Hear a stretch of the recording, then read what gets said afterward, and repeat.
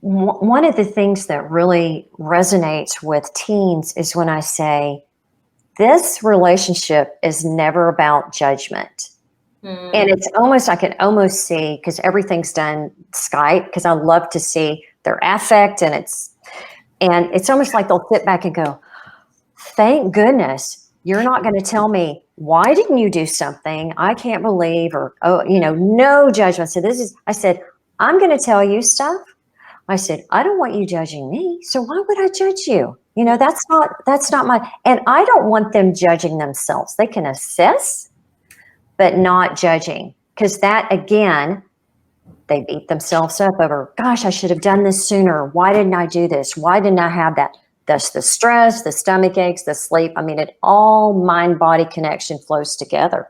I love that word assessment, that personal assessment versus the judging, because it's a gauge of where I am and how I still can improve, but yet I've come so far. And I know I have a planner for myself, and I do that. I do a personal assessment every evening, and it helps me to think through that in a positive way. And how important is that for teens to start that? Because Absolutely. Our world does not assess them. It judges them on a constant basis. Yes. And parents, I have parents that are really hard on their kids, and the teens tell me that. They tell me that. And of course, I'm not going to judge their parents. I'm going to help coach them around feeling empowered themselves and be positive about themselves, and know that that's where the independence comes in. They can be independent about how they view themselves apart from what everyone else thinks about them. And from a spiritual perspective, it's really about what God, how he views us, and how we view ourselves in light of that. Definitely. But if, even if your parents are hard on you, or, I have students with dysfunctional families and things like that, which is difficult. It's difficult as a coach to deal with someone who has, pretty serious issues with a parent or both.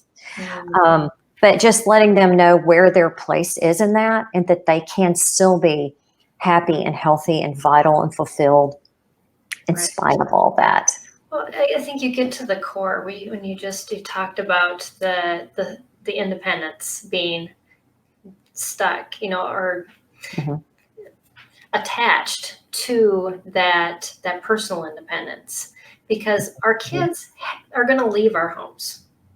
And when they're I've seen so many teens leave their parents' home, and they go wild, because all of their things that they did independently were based on what their parent thought. And here now, my parent's out of the picture, so all of a sudden it opens all these doors to whatever my independence looks like without that.